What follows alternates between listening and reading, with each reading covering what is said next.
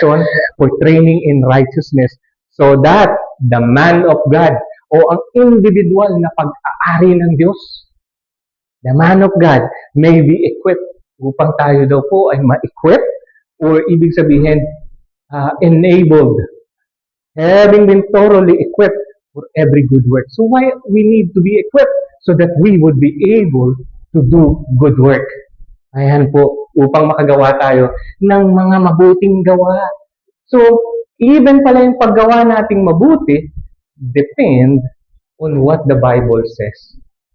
Naroroon. So, moving on, makikita po ninyo yung dinayagram dito.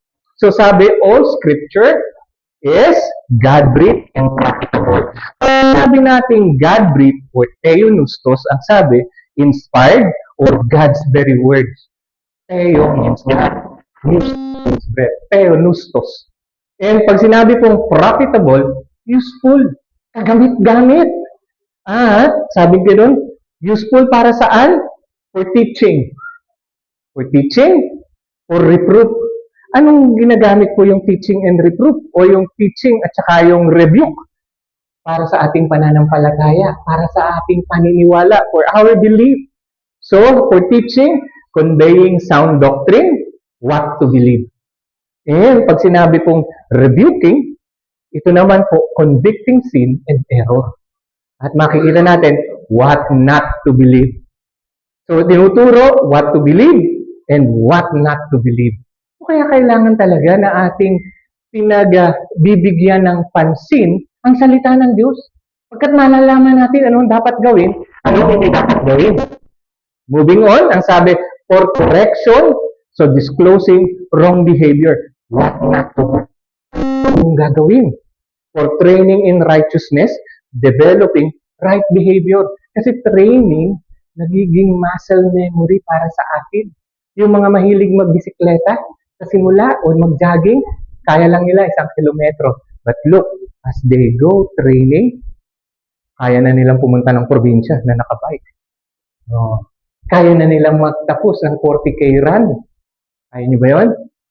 Bakit? Wala kayong practice. So, wala tayong practice. Pero kung may practice tayo, even with the troubles, with the, sabihin nating trials in life, yun ang purpose nun. So that we would be enabled at mapagtatagumpayan natin. So sabing ganon, hard work, patience, endurance. So yan ang trabaho ng salita ng Diyos. Bakit? So that our behavior would be addressed.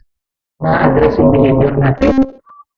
And then, ang sabi, so that, the word so that, every time that you read the phrase so that, ang ano po yun, it is a purpose statement. So, every time nagbabasa kayo ng Bible ninyo at nabasa niyo yung so that, ang kasunod nun, purpose or goal. Kaya yun ang lagi niyong titingnan. So that, anong goal? Anong purpose? That the man of God may be equipped, having been thoroughly equipped for good work, meaning it is adequate, prepared, mature, complete, capable. So, paano magiging capable ang isang mananampalataya kung wala siyang pag-aaral sa salita ng Diyos? Hindi ka magiging capable.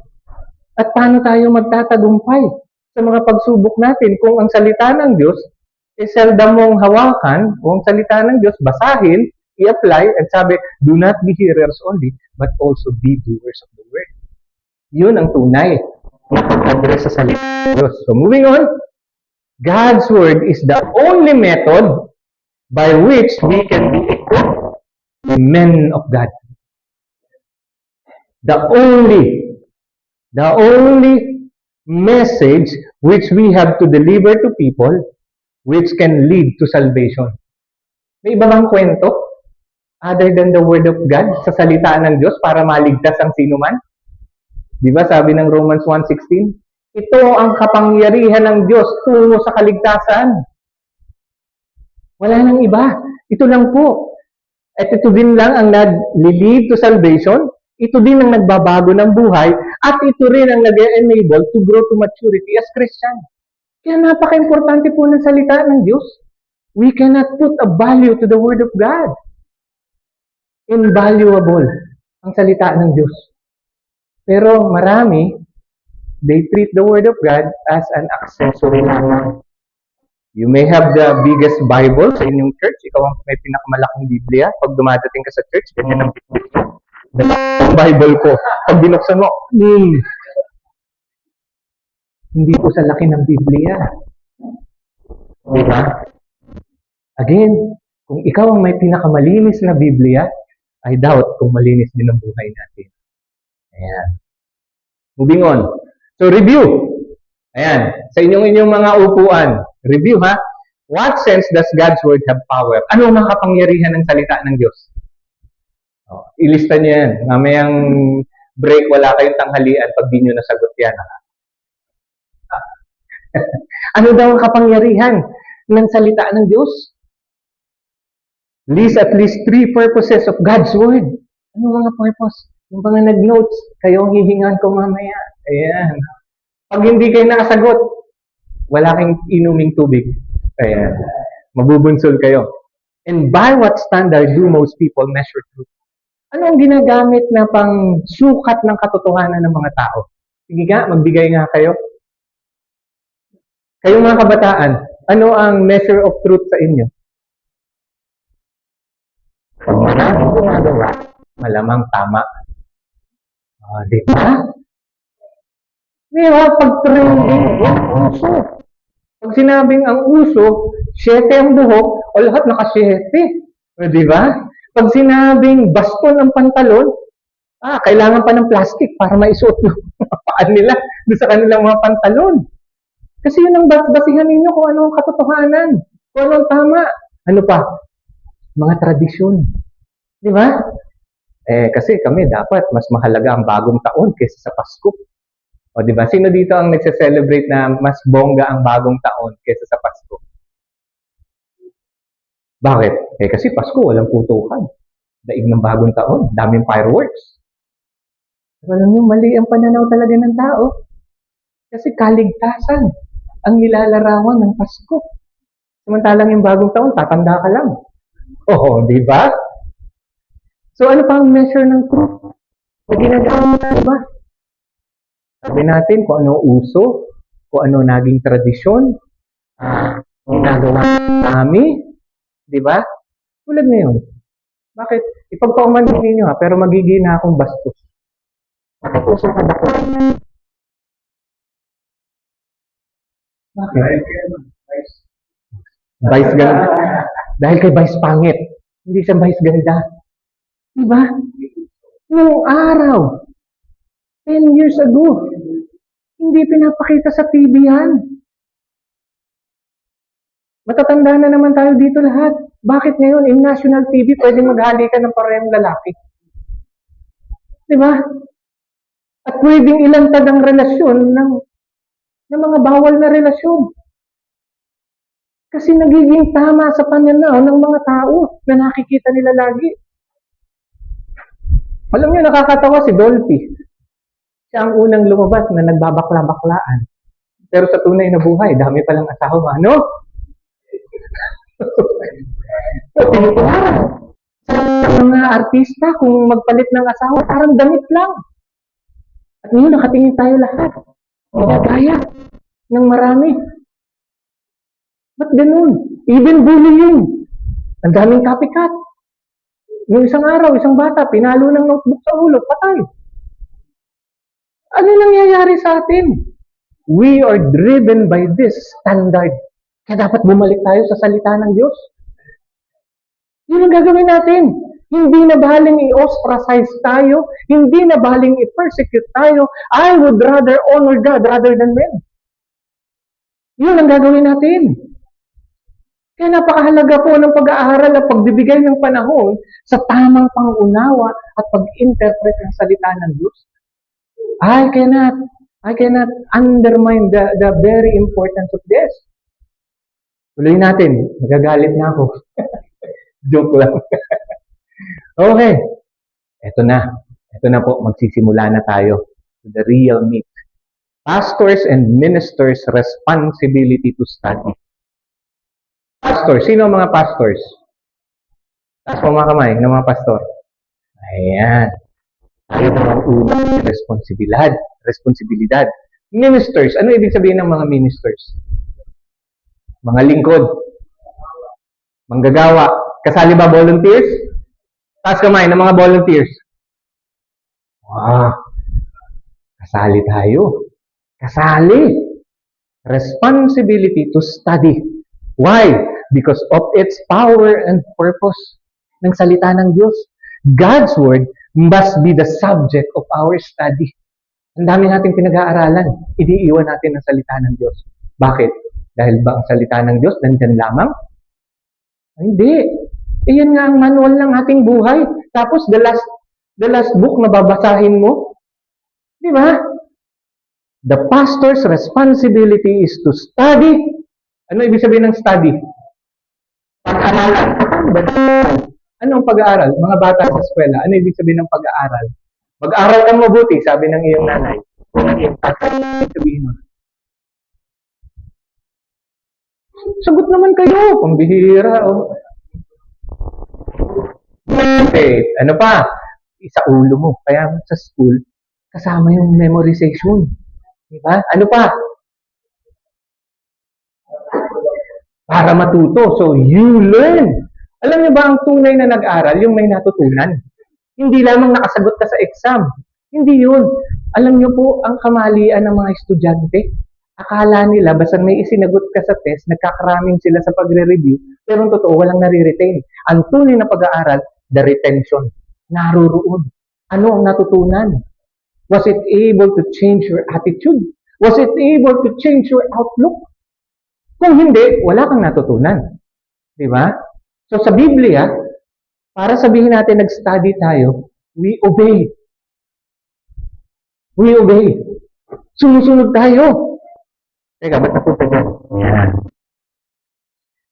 So, is to study, to obey, and teach God's Word. We study, we obey, and then we teach it to others. Yun ang papel natin. Lahat tayo na nakaupo ngayon dito. We study, we meditate, and then we obey, and then we teach it to others. Ngayon, pag kulang, ibig sabihin, hindi natin nagagawa ang mandate natin. So, Ezra 7:10, napakaganda po. For Ezra had set in his heart to study, and ang word to study is to seek. Hindi lamang study kung ano nasa ating harapan, kundi saliksikin. Magsaliksik. Kaya ang mga estudyante, mayroon tinatask kayo ng research. Di ba? At doon kayo natututo. Kapag may mga research, kasi ikaw para sa iyong sarili, hinahanap mo. Di ba? Bakit ba binaril si Jose Rizal sa Bagong Bayan? Anong sagot? Wala. Kasi bayani. Kulang ang sagot natin.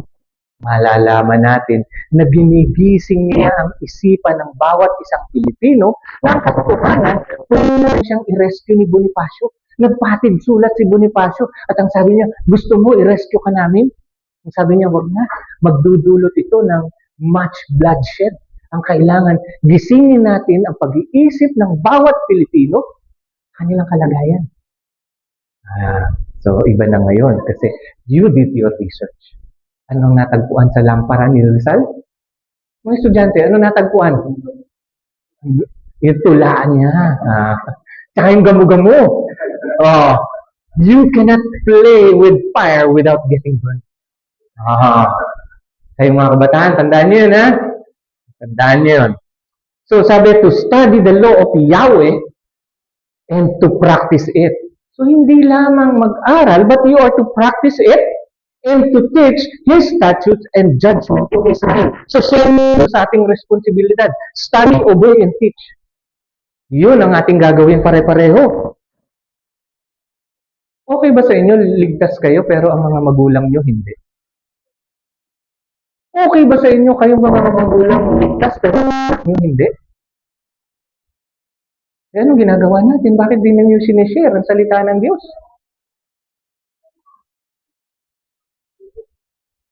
So I'm being pushy about this dahil hindi marapat yun.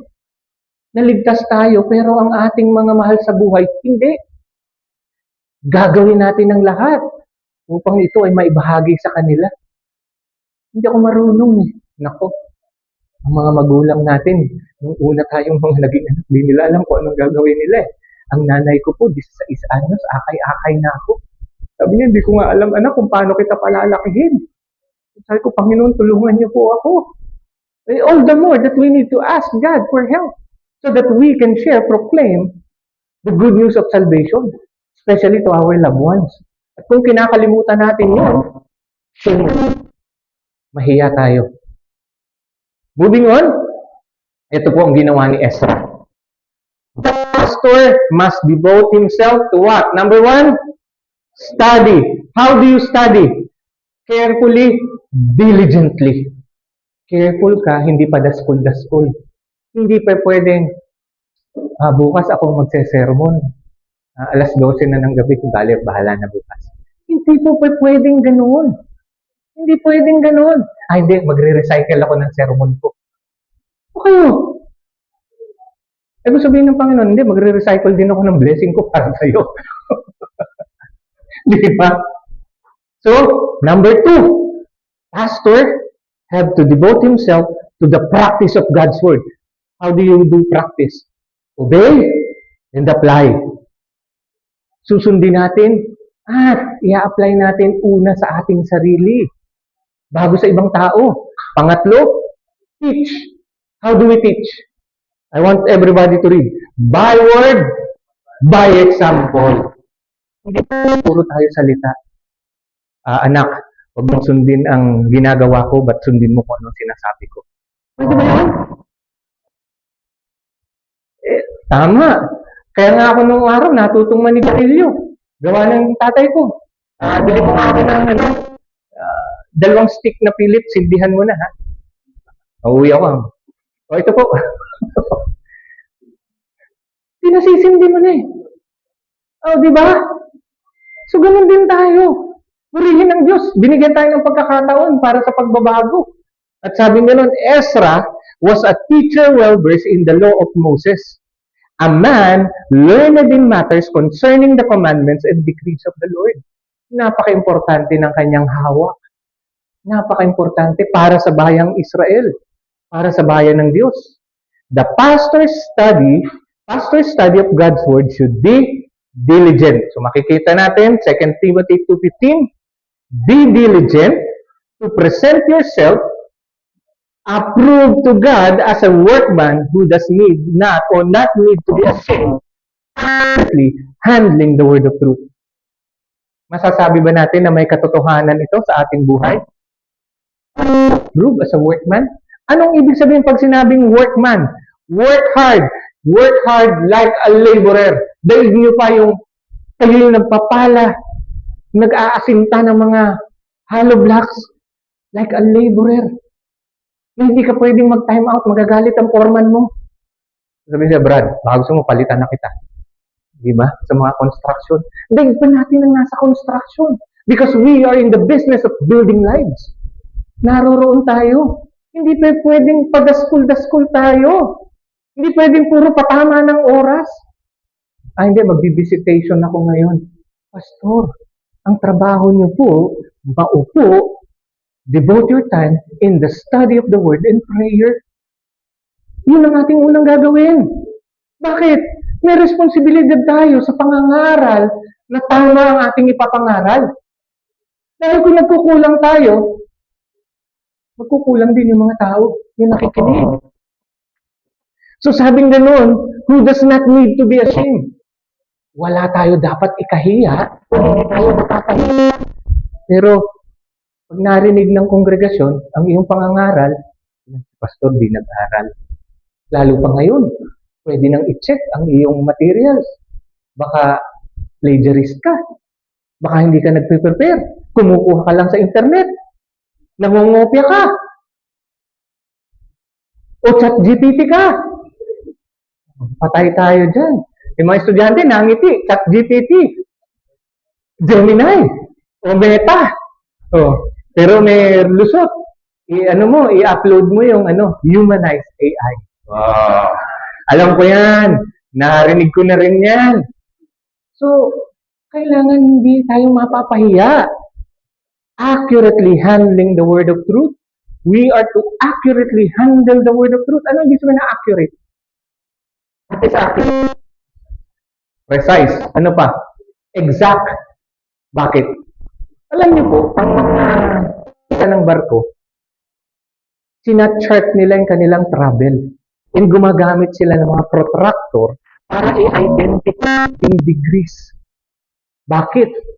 A single degree would end up very far from your target destination.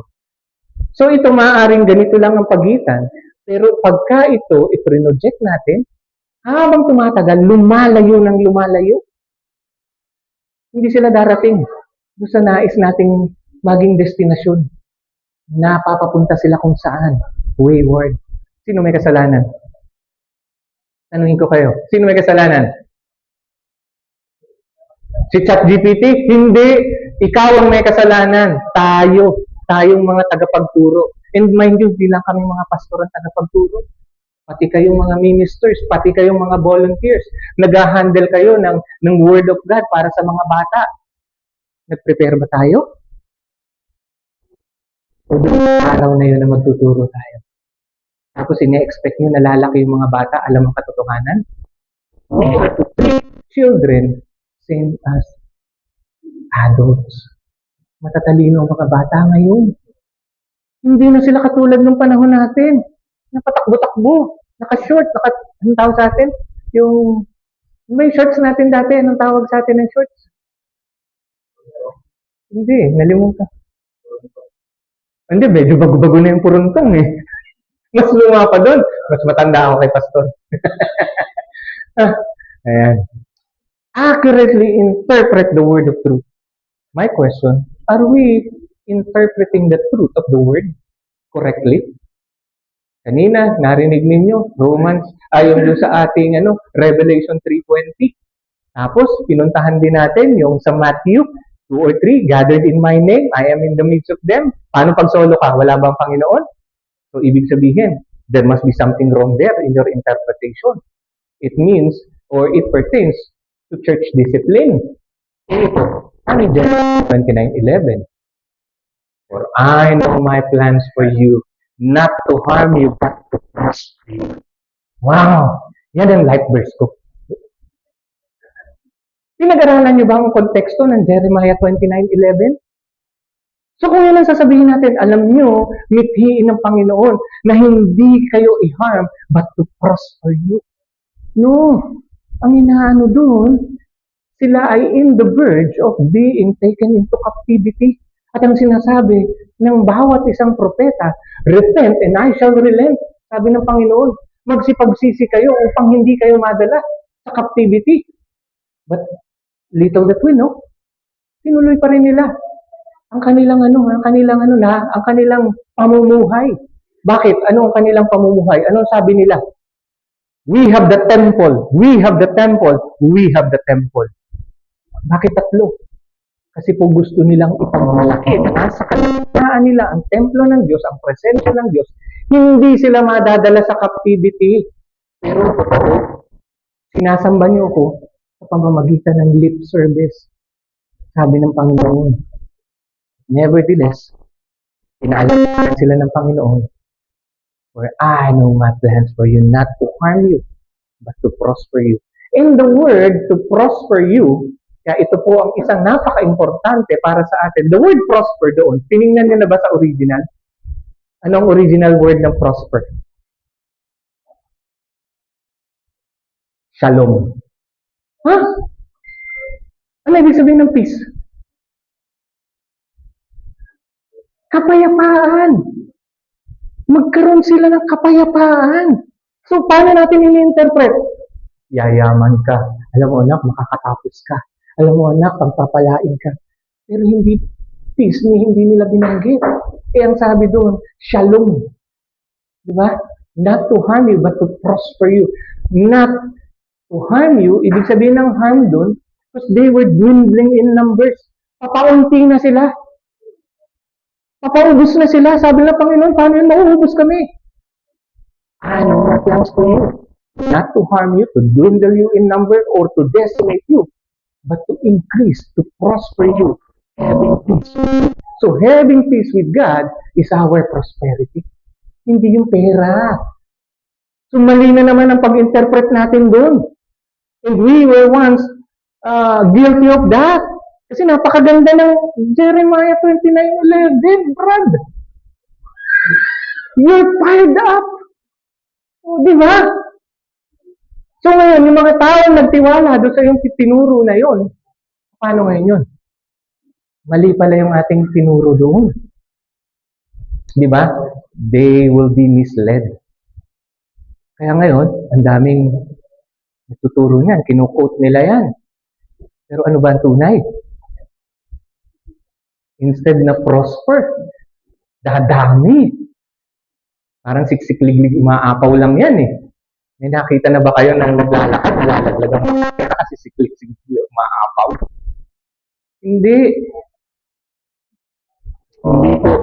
So, we are to work hard, correctly handle, and accurately interpret the word of truth. Malaki problema.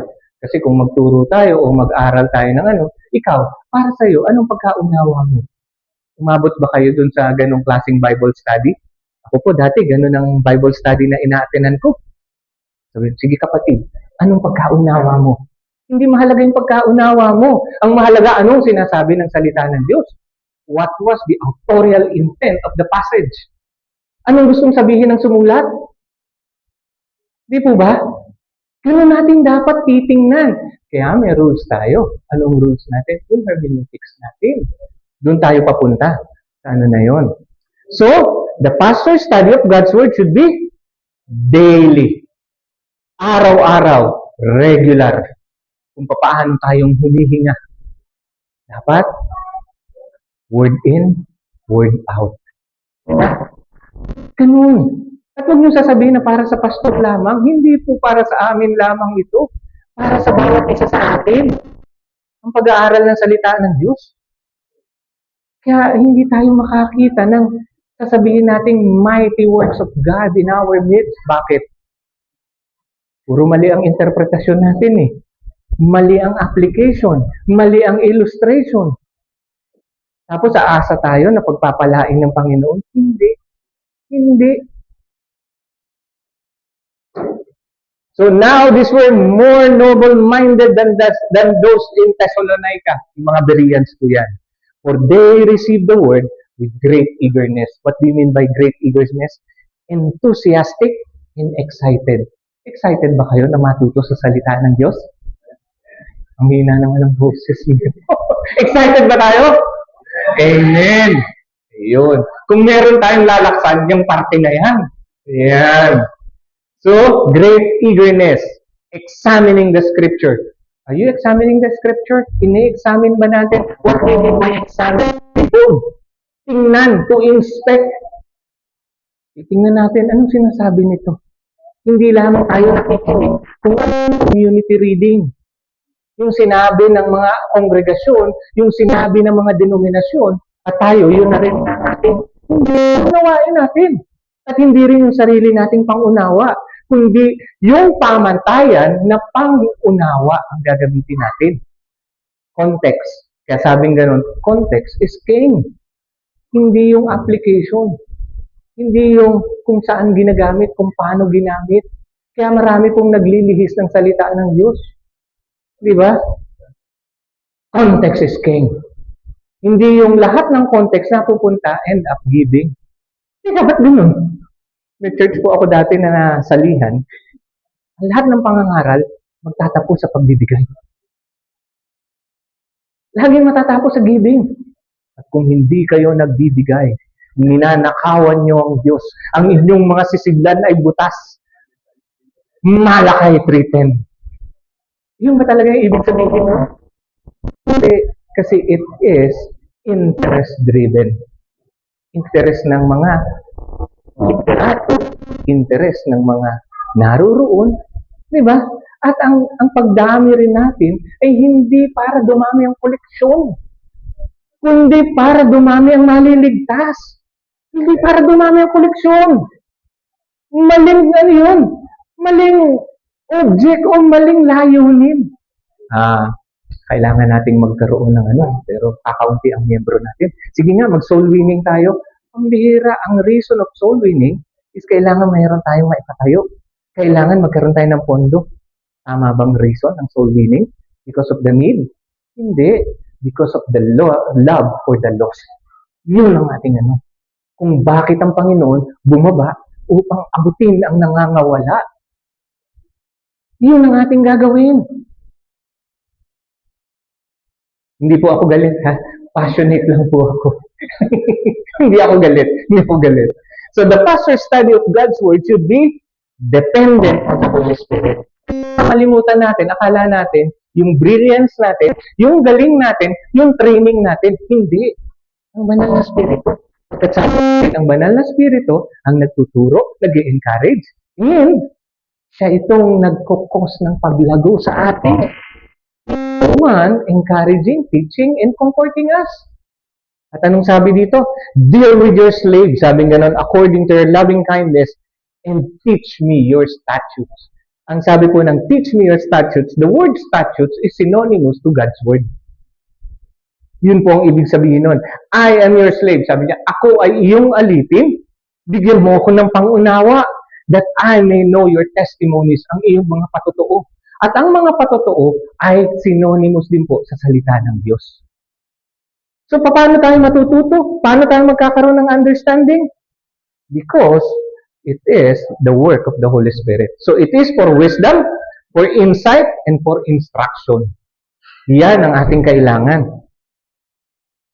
The pastor must himself obey God's word. Ayan. 7:24-27.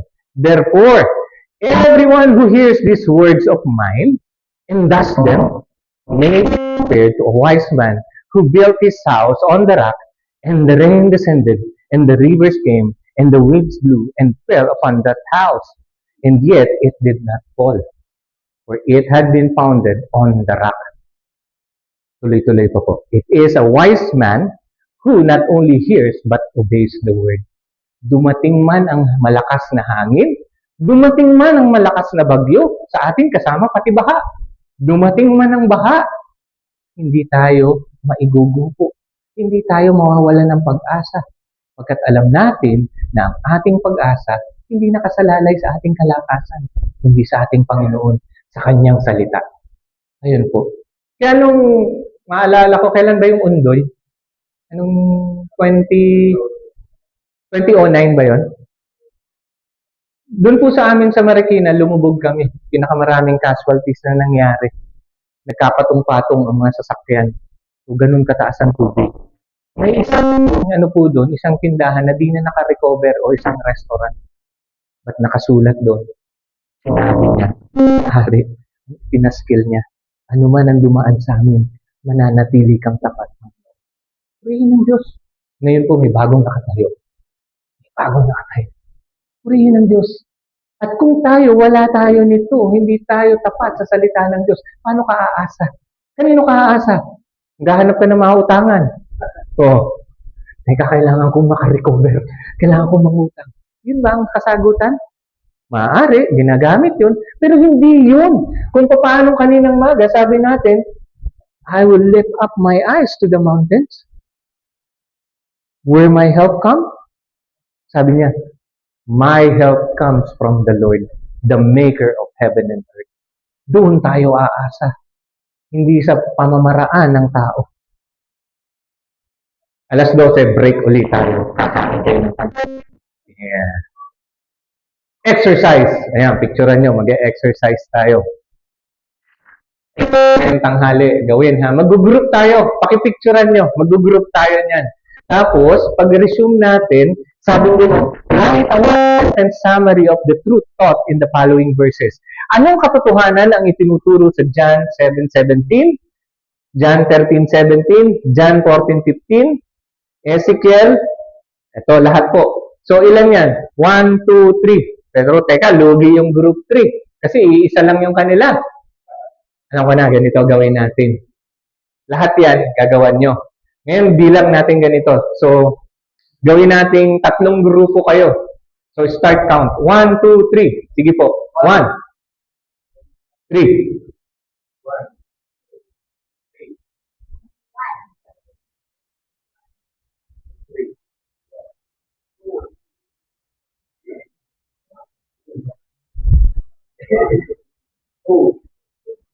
Okay. So, yan ang breakdown natin, ha? Kung anong i-recite yung number nyo. Ayan. So, gagawa natin ng walang mali dito. Ang makikita natin, exercise tayo, paano natin nauunawa ano ang katotohanan itinuturo ng mga verses na ito. Okay ba yun? Okay. Para mamaya bibilisan yung pagkain. Gagawa ko. Ayan. Okay. So, knowing and obeying tayo. Knowing and obeying. To know and not to obey is not to know at all. Kung malaman mo lang pero hindi mo sinunod, hindi ka rin sumunod. God's word is meant to be obeyed. Ang salita ng Diyos dapat sinusunod. It is authoritative, it is infallible, and it is, sufficient. Sapat ang salita ng Diyos, di nagkakamali, at ito ay may autoridad. Kung may autoridad, daig pa nito ang gobyerno. Lahat tayo sumusunod sa gobyerno kahit ayaw nyo, di ba? Bakit pagdating sa salita ng Diyos, pwede kayong umayaw? Pwede ba yun? Di ba? Dalawa lang ang definite sa mundong ito. Your debt and your tax. Hindi kayo makatakas. Nasisingil agad tayo ng gobyerno sa tax natin. Hindi nyo ba alam yung VAT? Bawas agad ng 12% ang kinikita nyo. Hindi nyo ba alam yun? Hindi totoo yung sabing hindi kayo tatamaan ng 12%. Kasi lahat ng binibili natin may patong na 12%. So kung ang sweldo mo ₱100, yung take home mo nun, magkano na? Minus 12. So 88 na. At yun na lang ang may pamimili mo. Hindi 100. So kaya, definite yun that we would be tax deducted. Ayan. And then, may nakita ba kayong tao na hindi namatay? Wala pa. Lahat tayo mamamatay. So yun ang mga eventualities ng buhay. Bakit pagdating sa salita ng Diyos, sometimes we think, pwede ko hindi sundin. May free will ako. Diba? May kagustuhan ako. Kung gusto kong sundin, pwede. Hindi po. Hindi. Ulitin ko. Hindi. The Bible contains the mind of God. Yan ang salita ng Diyos. Ang isip o kaisipan ng Diyos. Study the Bible to be wise. Katulad ng wise man who built his house upon the rock. We believe it to be safe, practice it to be holy. So sabi, ang sumulat daw nun si Anonymous, hindi na nila alam kung sino yung nag-quote niyan. But it is a widely quoted saying. So as a pastor, obeying God's word will keep your character pure and your credibility powerful. Ulitin natin. As a pastor, as a ministry worker, as a volunteer, obeying God's word will keep your character pure and your credibility powerful. Tandaan po natin yan, ha? Huwag niyong lilimitahan at sasabihin niyo, ako naman ay volunteer na. But remember, sino nire-represent natin? Sino? Ang hina naman. Sige. Amen. Oh. Dapat with conviction. Parang pag tinanong ka, anong apelyido mo? De Leon po. Oh. Di ba? De Guzman po. Ayan. Ayan, mga ganun. Dapat with conviction. So as a pastor, obeying God's word will keep your character pure and your credibility powerful. Hindi kung ano ang kinalalagyan mo, ano ang posisyon mo. Nandun ba ang credibility mo? Hindi. Kundi nasa pagsunod sa salita ng Diyos. The pastor must therefore preach and teach the word of God. So yun ang trabaho po natin bilang mga pastor. Preach the word, be ready in season and out of season. Reprove, rebuke, exhort with great patience and teaching. Ano pong ibig sabihin ng be ready in season and out of season? Could somebody elaborate on this? Ready in season and out of season. Sa madaling salita po, hindi lamang pagkursunada mo. o maaliwan ng schedule. Kundi even sa mga kagipitang panahon. Pero minsan kasi, ang nangyayari, di ba? May lakad kami, hindi ako makapag-aral eh. Di ba? Dating na submission, parang eskwela din yan eh, may submission. Pwede mo bang sabihin kay sir, sir, alam mo, napuyat ako, hindi ko nagawa yung term paper natin. Ano sasabihin ni sir? Dapat sinubmit mo ngayon. Wala ka pang nagawa. Ano sasabihin ni sir? Eh, sorry, may next semester. May next semester naman. Alam mo anak, okay lang yan. Minsan nagturo ko ako, yun ang aking ano. Hindi ako nagagalit. Hindi ako sumisimangot. Pag sabi, sir, hindi ko po magawa. Okay lang yan. May next sem naman. Bigla lang.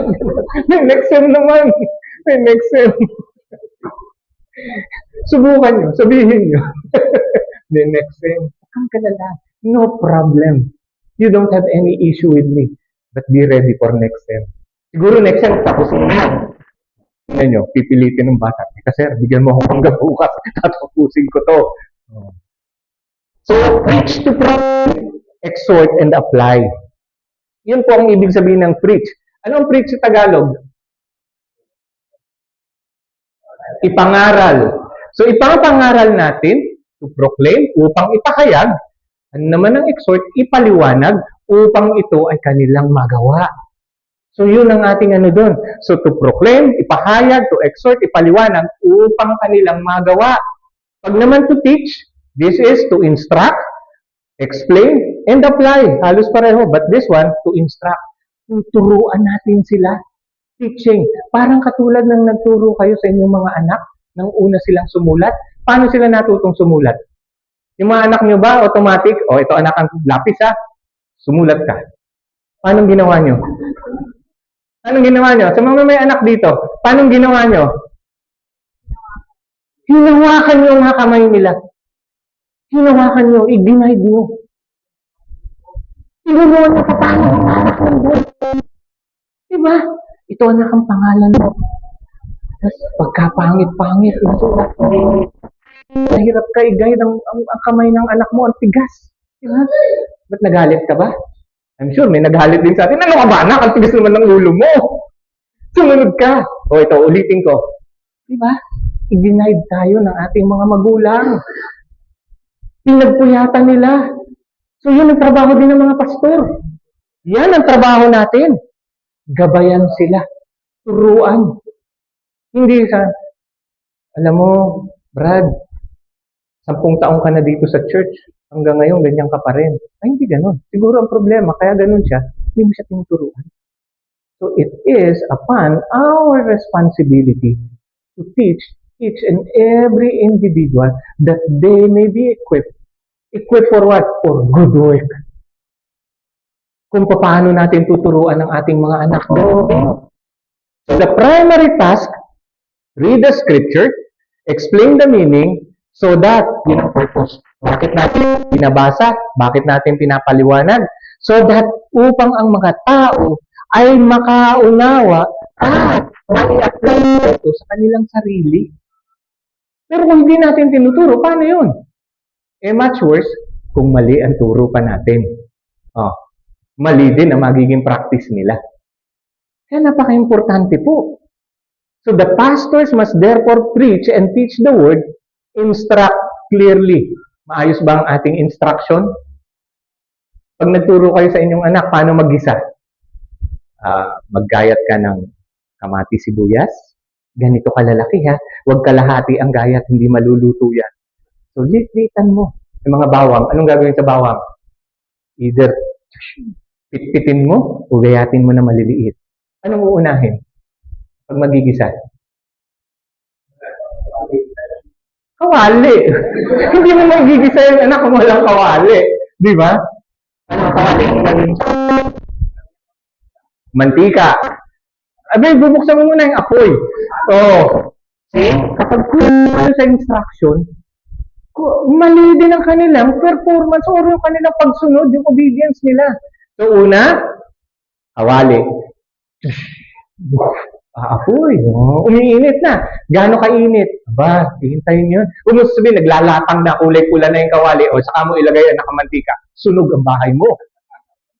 Di ba? So, ganun din. So, pag mainit na, nakita mo yung mantika, hindi na nagagalit, di ba? Unang pagbuhos mo, tumahimik na, pwede mo nang ilaglag. Ano unang ilalaglag? Bawang. Ano sunod? Sibuyas. Tapos, kamatis, bawang at luya. Sa paligid-ligid ay puno ng linga. Bahay kubo naman yung gusto mo eh. So, di ba? So, yun. Alam niyo, may pinsan ako, inutusan ng tiya ko. Anak, igisa mo yung munggo. Igisa nga. Gulong pa. Kasi hindi sinabi na kailangan ilaga mo palambutin. So, see? Ang sabi ng bata, ma, sabi mo, igis ako. Iginis ako. Ba't mo magulong? Sabi mo, igisa. Kasi hindi sinabi, ilaga muna at palambutin ng munggo. Alam niyo, pilosopo ang mga bata eh. Di ba? So, same thing. Yan ang trabaho natin. To instruct clearly so people can obey. Obey what? Correctly din ang kanilang obedience. Explain to give understanding. Sabi, Acts 8:30-35, sabi gano'n, teaches that the Old Testament scripture, especially Isaiah's suffering servant passage, find their true meaning and fulfillment in Jesus Christ. Ito po ay kwento ng si Philip at yung Ethiopian eunuch. Nagbabasa ngayon yung Ethiopian eunuch at si Philip naman naglalakad kasabay ng naririnig niya yung binabasa. Ay sabi binabasa. At sabi niya, sino ito? Anong sabi ni Philip? Gusto mo paliwanag ko sa'yo. Sabi siya, come up. At ipinaliwanag niya. At naunawaan niya. Paano natin sasabing naunawaan ng Ethiopian eunuch? Ano nangyaring sumunod? Nagpabaptize siya. Sabi niya, narito ang tubig. Sino ngayon ang pipigil upang hindi ito mangyari sa akin? So, ibig sabihin, naunawaan ng Ethiopian eunuch kung sino si Kristo at ano ang pagiging kabahagi niya. And he moved out in faith. Gusto niya magpabaptize. Oh, di ba? Kaya napaka-importante po. So, read, explain, show. Ipapakita natin. Read and proclaim God's Word in the power of the Holy Spirit. Explain God's Word to give understanding and show people how to obey.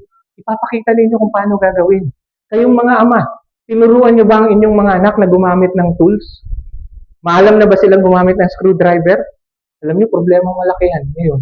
Kasi sa atin ngayong educational system, nung araw, yung mga edad natin, meron tayong industrial electricity. Meron tayong home economics. Gardening tayo. Di ba? May carpentry. Pagkain ng bata, marunong gumamit ng martilyo. Ngayon, sabi mo, kunin mo yung screwdriver, Phillips. Ano ibig sabihin ng Phillips? Hindi nila alam. Kaya sabi ko, hindi nagpo-progress yung educational system eh. Kasi nasa-shortcut. But nevertheless, it is our responsibility na turuan ang ating mga anak. Tinuruan ba natin paano gumamit ng lagari? Pag ba naglalagari, straight, ganyan? Hindi. Ia-angle mo, anak. Tapos hahayaan mo na kumain ng talim. Di ba? Kasi mapapagod ka. Pagilid yun. Oh. So, yan ang gagawin natin. We are to explain and we are to show them how it is being done. So, sa ating mga illustrations and examples, when we teach the Word of God, kailangan bibigyan natin sila ng right application. Diba? Pag tinuturo natin, do not be unequally yoked with unbelievers. Ayaw niyong marinig yun. Ayaw na marinig ng mga kabataan nun. Ano ibig sabihin ng do not be unequally yoked with unbelievers? Yung standby sa kanto? Hindi pwede, no? O yung girlfriend ninyo? Di mananampalataya. Alam niyo ba kung saan nagsimula yun? Yung ano na yun, yung quotation na yun, na do not be unequally yoked, yun po ay nagsimula sa agrarian processes ng mga Hudyo. Kasi po, hindi pwedeng pagsamahin yung baka at yung asno. Bakit? Una, hindi pantay yung ilalagay na yoke. At yung isa, pag kumakain, iniluluwa niya. At pag nakain ng isa, mamamatay. Kaya they cannot yoke together different animal. Dahil either mamamatay ang isa. So same thing with us. Kung we are unequally yoked with unbeliever, tingin nyo, sino mamamatay? Yung believer ang mamamatay. Kaya mga anak, huwag kayo magtatampo pag sinabi namin, do not be unequally yoked. Mamamatay kayo. Mamamatay tayo. Sila pinagsasama. And at the same time, the speed is also different. Yung isa malalaki hakbang. Yung isa, dahan-dahan. Babagsak. Hindi mag-aabante. Kaya hindi pwedeng unequally yoke or to yoke together different farming animals. Hindi pa pwede. So, dun po yung kinuha. Ang ano nun. So, see, meron tayong makikita continuity from Scripture in the Old Testament being applied in the New Testament.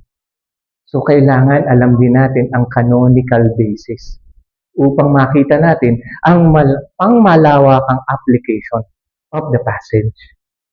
So, it is your duty to dig into the Word. At alam nyo, meron naman tayong mga study Bible available sa atin. Makikita nyo, may mga reference. So, i-capitalize natin yung tulong na binibigay sa atin ng mga Biblia natin. Hindi lang. O saan? Hindi ko alam eh. Pero actually, nandun sa Bible ninyo. Yan. Ito na. The pastor must therefore preach and teach the word, so we must declare to people what God's word says and let God's word speak for itself. Let the word of God speak for itself. Diba? So meron tayo, sometimes may mga tinatawag tayo na mga hard passages to understand. So allow Scripture to interpret Scripture.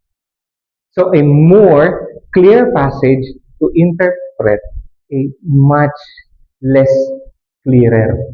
So gagamitin natin. Kaya meron tayong mga tinatawag na cross-references, di po ba? Babalikan natin anong sinasabi tungkol doon. Ayan. So do not, ito po yung mga tagubilin sa atin.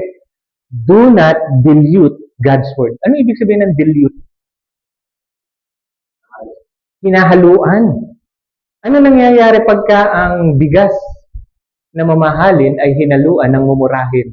Ano nangyayari? Bumababa ang kwalidad o yung quality goes down. Di ba? At sa mga manginginom, I hope walang manginginom dito, but gagamitin lang natin example, yung binabantuan. Kasi po sa amin, sa Quezon, industry namin, gumagawa ng lambanog. So sa amin po, sa Quezon, yung lambanog, ang tanong, puro may halo. Ayun. So, hindi mo hahaluan. So, God's word is God's word, not man's word. So, wag mong ihahalo God's word mixing with God's word. Hindi pa pwede yun na nagkakaroon ng compromise. Kung ito ang stand ng salita ng Diyos, wag mong bibigyan ng pagpapaliwanag. Alam mo, pwede naman. Gaya ng sinabi ng ating Panginoong Hesus, kayo, wala kayong paggalang o iginagalang ninyo ang inyong tradisyon.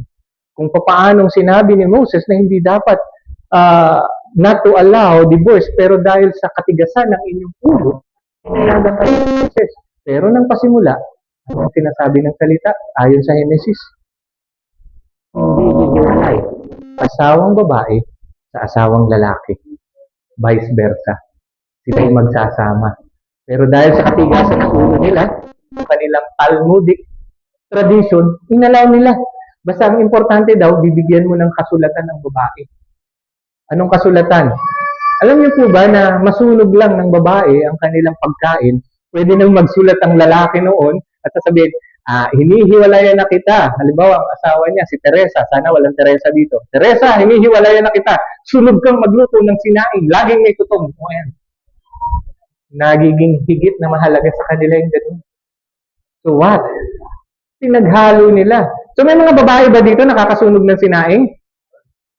Ipagpasalamat ninyo, wala na tayo doon kung hindi maiiwalay kayo ng asawa ninyo.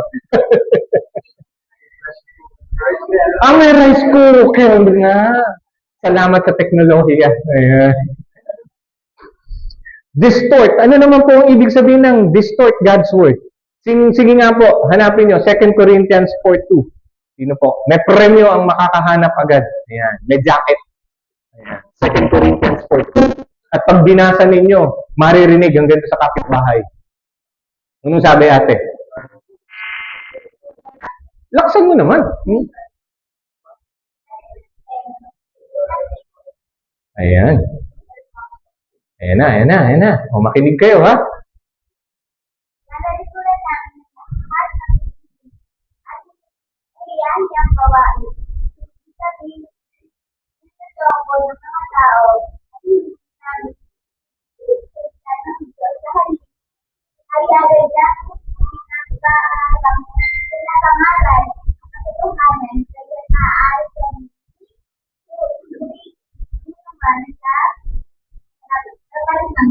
Amen. So, hindi nila pinipilipit. Ayun po, ang salita sa Tagalog, pinipilipit. Mayroon pong mga nagtuturo, pinipilipit. Para mag-fit in sa kanilang nais na ituro. Alam niyo po, ang dapat ng drive ng ating pagtuturo ay yung passage. Kung ano sinasabi ng passage, hindi yung ating gustong ituro. Pero problema po, si pastor o yung tagapagturo o even the volunteers na ituturo nila sa mga bata, meron na silang preconceived idea na gusto nila. Ang gagawin ngayon nila, maghahanap sila ng proof text. That is what we call a proof text. Pero minsan ang problema, mali ang proof text. Kasi hindi nila kinukuha yung context. Ang nangyayari, yung word lang na yun, nag-fit in. Ito na, lahat.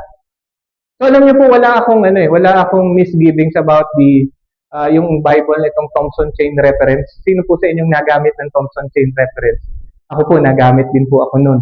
Pero sometimes, dahil English ang ginagamit na word, pagka sinabing halimbawa love, puro lang sa love, hindi na nila nakita kung anong original word for that. So alam natin, ang salitang love, sa wikang Griego, meron tayong agape, di ba? Sacrificial love. Meron tayong phileo, meaning brotherly love. Meron tayong eros, ibig sabihin, erotic love. At meron tayong estorge. Alam niyo ba kung ano estorge? Estorge, pagmamahal ng magulang sa anak. At meron pa na iba. So ngayon, kung love lang ang gagamitin natin, dahil nag-cross-reference tayo, lahat ng may word na lang, kaya baka magkamali tayo. Nang magagamit natin, estorge pala yung binabanggit doon. Or, phileo pala. O, di ba? So, kailangan meron tayong pag-iingat sa pag-handle ng Word of God. So, we cannot distort or deviate. Ano yung deviate from God's Word? Ang deviate po, itong sinasabi, bibigyan natin ng ililihis natin. Ibang direksyon. Parang ito. Narinig nyo na rin siguro. Preaching about salvation. Tapos ang kanyang gospel call o ang kanyang challenge, mga kapatid, ng araw ng kaligtasan, dumating ang ating Panginoon, pumunta sa krus ng Kalbaryo upang mamatay para sa atin. Kayo, ano ang inyong ginagawa? Nagbibigay pa kayo para sa gawain? That's a deviation, that's a distortion and diluting God's word. Lahat na ginamit mo. Yun. Pero sometimes, nagagamit yun. Little that they know dahil hindi sila nag-aaral. Magagamit natin pare-pareho. Marapat ba yun? Ng araw ng ating kaligtasan, ang ating Panginoon pumunta sa krus ng Kalbaryo upang pagbayaran ang ating mga kasalanan. Ikaw, kapatid na nakaupo riyan, ikaw ba'y nagbibigay para sa gawain? Saan nakuha ang koneksyon? Saan nakuha ang koneksyon? Nasa koleksyon. Yun. Salamat po. Salamat. Nasa koleksyon ang koneksyon. Yan. Moving on. Kakain na tayo. Role of the Holy Spirit. Mamaya po natin ituloy. At tayo ngayon ay magla-lunch. Madalangin po tayo. Panginoong Diyos, maraming salamat po sa araw na ito. Salamat sa panahon na itinagkaloob niyo sa amin. Totoong napakabilis ng bawat oras ng late, Panginoon.